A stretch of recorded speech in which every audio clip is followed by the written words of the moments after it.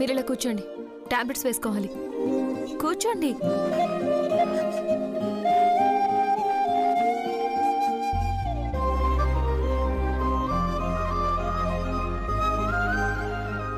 తీసుకోండి.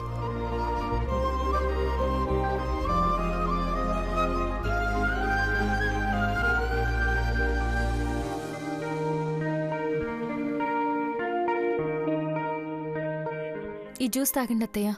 అయ్యో, ఇప్పుడే అన్నం తిన్నాను కదమ్మా, హెవీగా ఉంది.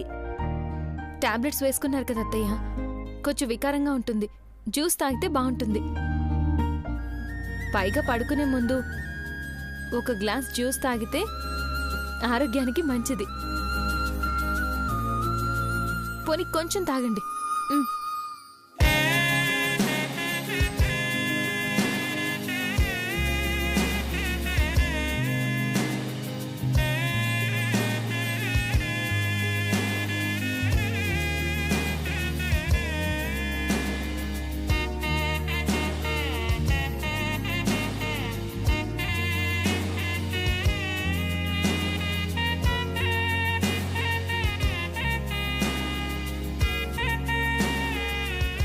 మరి చిన్నపిల్లకి సేవ చేసినట్టు చేస్తున్నావమ్మా. అత్త కోడలని ఫార్మాలిటీస్ ఏమీ వద్దు. ఈ పనులన్నీ చూసుకోవడానికి పనివాళ్ళున్నారు కదా. నువ్వు మధుతో హ్యాపీగా ఉండు. అసలు నీకు ఆఫీస్ వర్కే చాలా ఎక్కువగా ఉంటుంది కదా. ఇంకా నన్ను పట్టించుకుని ఇంత టైం నీకెక్కడిది?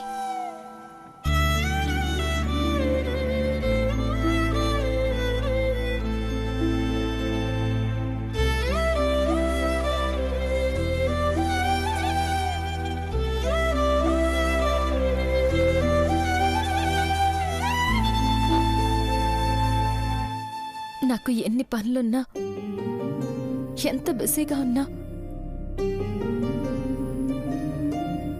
మీరు, ఈ కుటుంబమే నా మొదటి ప్రయారిటీ అత్తయ్య.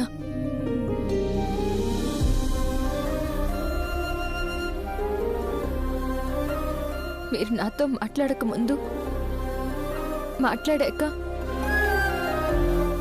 ఎప్పుడూ నా ఆలోచన ఇదే. మీరు తప్ప నాకు వేరే ధ్యాస కూడా ఉండదు అత్తయ్య. వేరే లోకం లేదు.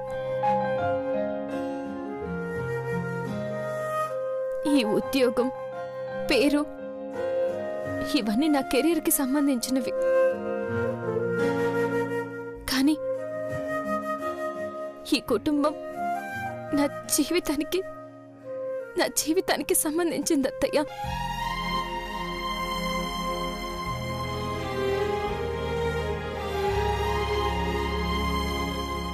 అసలు మిమ్మల్ని చూసుకోవడానికి అవి ఆటంకం అయితే వాటిని వదిలేస్తాను.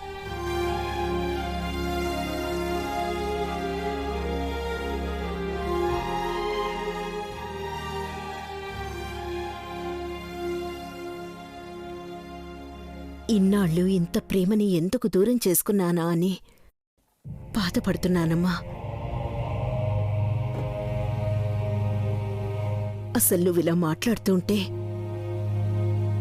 ఇన్నాళ్ళు నేను చేసిన తప్పులే గుర్తొస్తున్నాయి. అయ్యో అత్తయ్య, ఇప్పుడు అవన్నీ ఎందుకు తలుచుకుని బాధపడతారు? టైం అవుతుంది, మీరు పడుకోండి. నిద్ర రావట్లేదమ్మా. పడుకుంటే అదే వస్తుంది. మళ్ళీ పొద్దున్నే 5ంటికి లేచి వాకింగ్ చేయాలి కదా. పడుకోండి.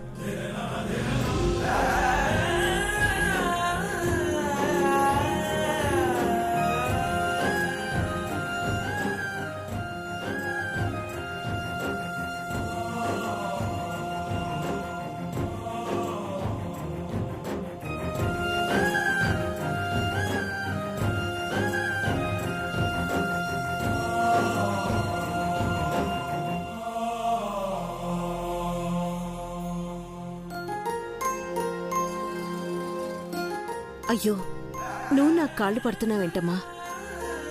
పర్వాలేదు అత్తయ్య, పడుకోండి, పడుకోండి.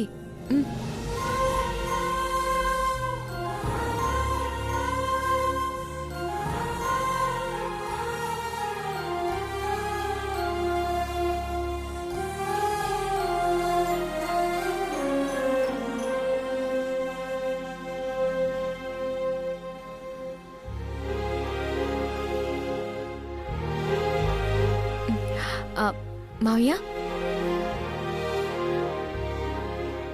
ఫ్రెష్ అయ్యారండి మావయ్య, భోంచేతురు గాని. లేట్ అయింది కదమ్మా, ఆఫీస్ దగ్గరే భోంచేసి వచ్చాను. సరే మావయ్య. మావయ్య ఇటివ్వండి, నేను తగిలిస్తాను.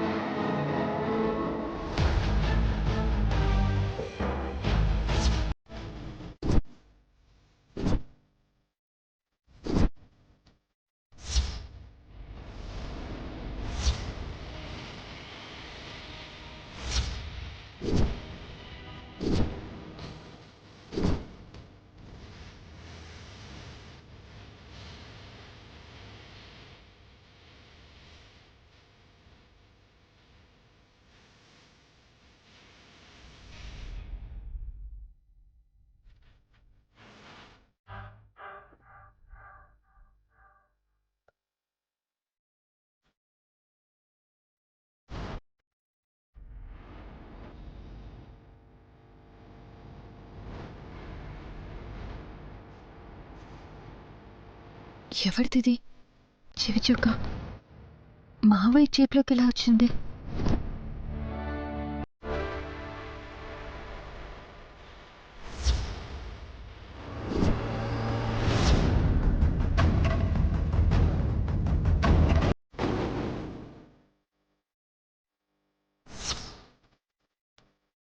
పానీపూరి బండి దగ్గర వేరే ఆవిడతో కనిపించారు కదా,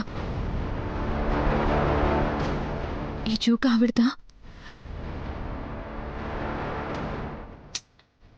అసలు ఏం జరుగుతోంది?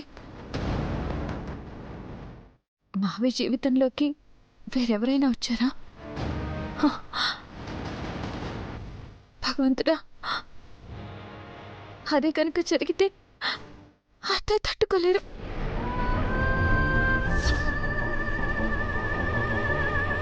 ఈ కుటుంబమే మొక్కలైపోతుంది. ఏం చేయాలి? అసలు నిజమా అబద్ధమో ఎలా తెలుసుకోవాలి? మావయ్యని అడగాల?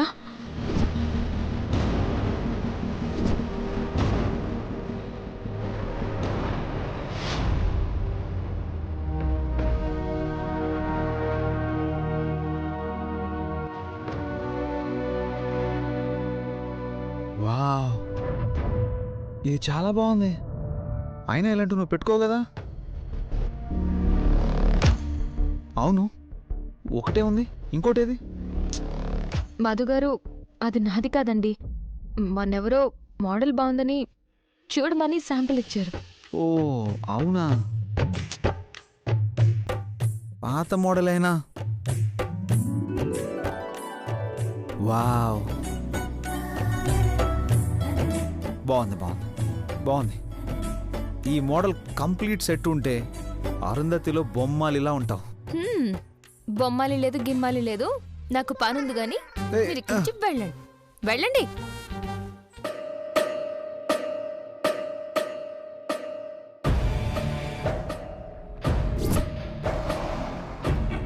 ఏం చేద్దాం?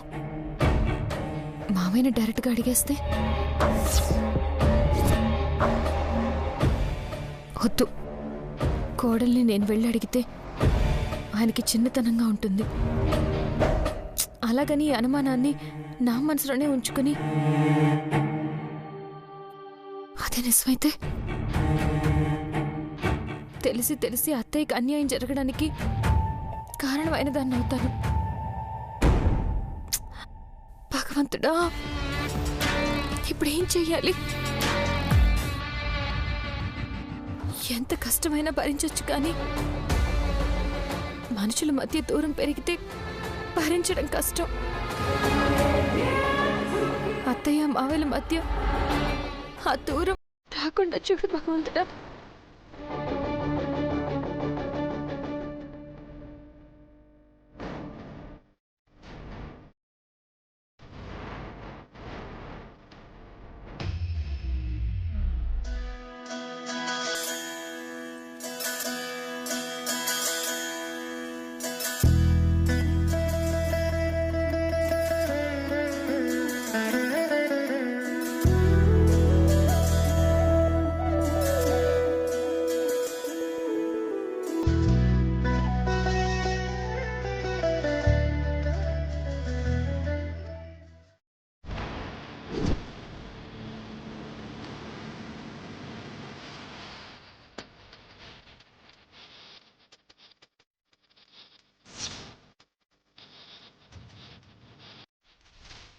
ఏందయ్యా ఎప్పుడు చూసినా ఆముదం తాగినట్టు గట్ల మొహం పెడతావు? పోనీ సిటీలో అయితే ఎవరన్నా చూస్తారేమోనని భయపడుతున్నావేమో అనుకోవచ్చు. 100 కిలోమీటర్ల దూరం వచ్చినా కూడా ఇంకా భయమేందయ్యా? ఈ గుళ్ళో నిన్ను గుర్తుపట్టేటోళ్ళుండే ఛాన్సలే.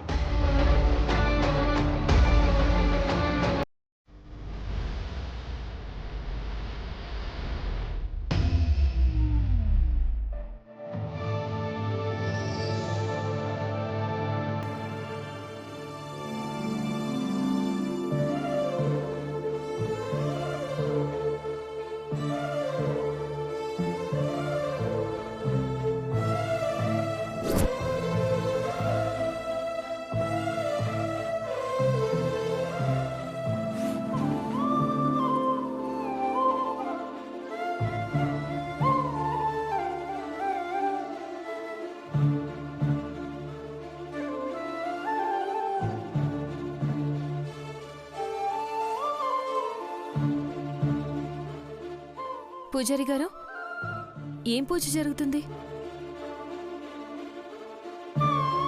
పూజ కాదమ్మా, ఇది ఇక్కడ ఆచారం. గుళ్ళోకొచ్చిన దంపతులు భర్త కాళ్ళు కడిగి భార్య ఆ నీళ్లు తల మీద చల్లుకుంటే నిండు నూరేళ్లు సౌభాగ్యంతో ఉంటుంది.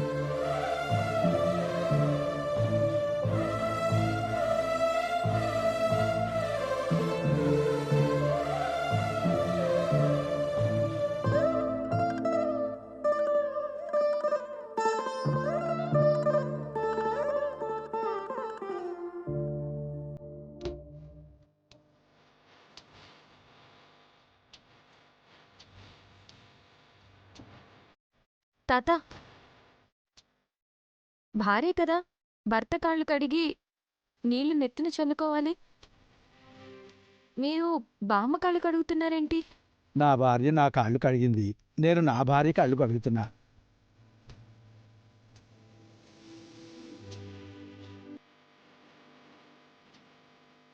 ఏంటమ్మా, ఆశ్చర్యంగా ఉందా?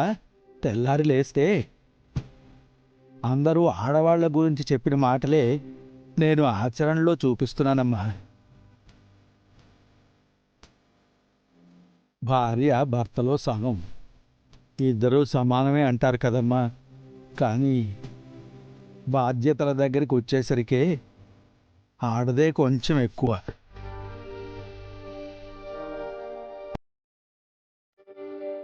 తన వాళ్ళందరినీ మన కోసం వదిలేసి వచ్చి మన కుటుంబాన్ని తన కుటుంబంలా చూసుకుని రేయి పగలు కుటుంబం కోసమే తపన పడే ఆడది సాక్షాత్తు ఆ అమ్మవారితో సమానం.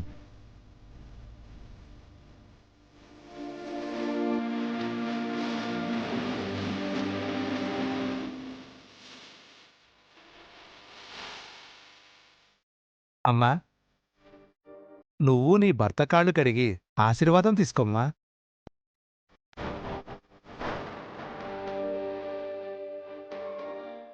మధుగారు, కూర్చోండి. నువ్వు కూర్చో మృదులా.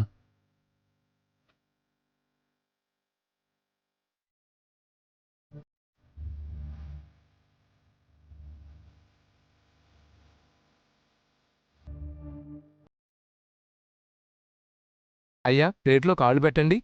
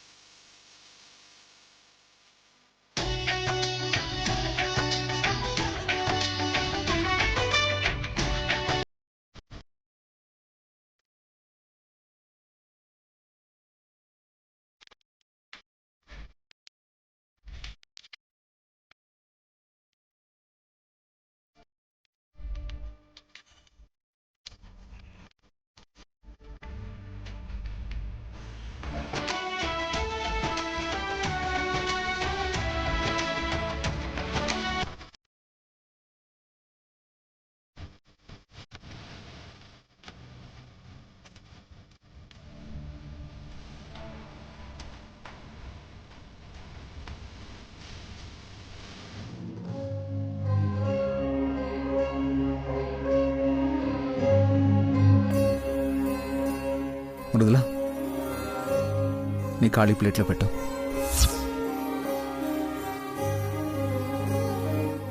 నేనెందుకు? ఎందుకేంటి? తాత బామ్మ కాళ్ళు ఎందుకు అడిగారో చెప్పారు కదా. ఆడమ్మగా ఇద్దరూ సమానమే, కానీ ఆడవాళ్ళు ఇంకొంచెం ఎక్కువ సమానం, అంతే. తప్పులేదు. అయ్యో వద్దు మధు గారు, మీరు నా కాళ్ళు కడగడం ఏంటి? వద్దు. మృదుల, మృదుల, చూడండి అత్తయ్య, ఆయన నా కాళ్ళు కడగడం ఏంటి? వద్దొద్దమ్మా. ఆడవాళ్ళని గౌరవించాలన్న ఆలోచన వచ్చే మగాళ్లే చాలా తక్కువ మంది.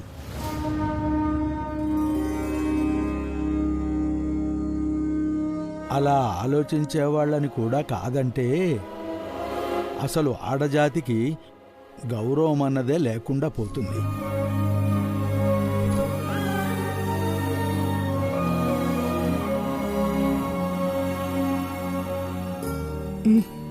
అత్తయ్య కూర్చో, వెళ్ళు. మృదుల, నేను గొప్ప అని లోకానికి చెప్పడానికి ఇది చేయడం లేదు. నువ్వు నాలో సగం, నా మాటల్లో, మనసులో, పనిలో, చివరికి నేను పీల్చే శ్వాసలో కూడా, ఇదిగో కొట్టుకునే ఈ గుండెలో కూడా. ఈ జన్మకే కాదు, ఎన్ని జన్మలెత్తినా మన ప్రేమ ఇలాగే ఉండాలి.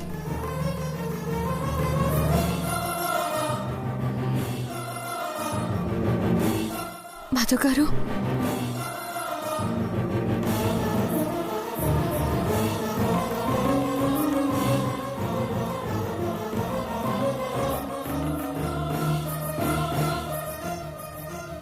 కూర్చో.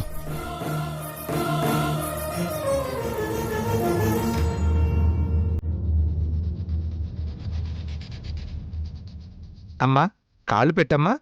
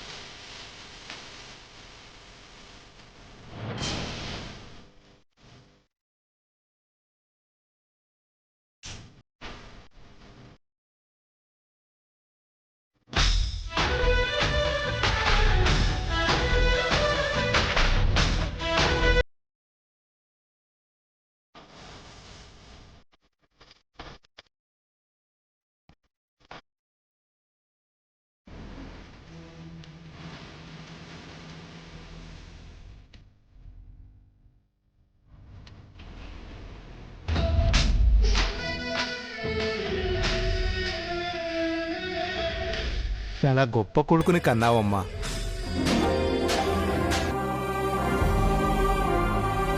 ఆడపిల్ల కనపడితే చాలు రాబందులా పిక్కు తినే రాక్షసులే ఎక్కువ. ఆడపిల్ల రాత్రిపూట బయటికొస్తే మళ్ళీ పగల చూస్తుందన్న నమ్మకమే లేదు. ఆడవాళ్ళని గౌరవించండి అని గుడిలో, బడిలో, ఆర్టీసీ బస్సుల్లో ఎక్కడ పడితే అక్కడ చెప్తున్నా చూసి మర్చిపోయేవాళ్ళు, విని వదిలేసేవాళ్లే కాని ఆచరించేవాళ్ళెవరూ లేరు. కాని మీ కొడుకు ఇదిగో ఈ పెద్దాయన తన భార్య కాళ్ళు కడగటం చూసి తను తన భార్య కాళ్ళు కడిగాడమ్మా. కలియుగంలో రాముడమ్మా నీ కొడుకు.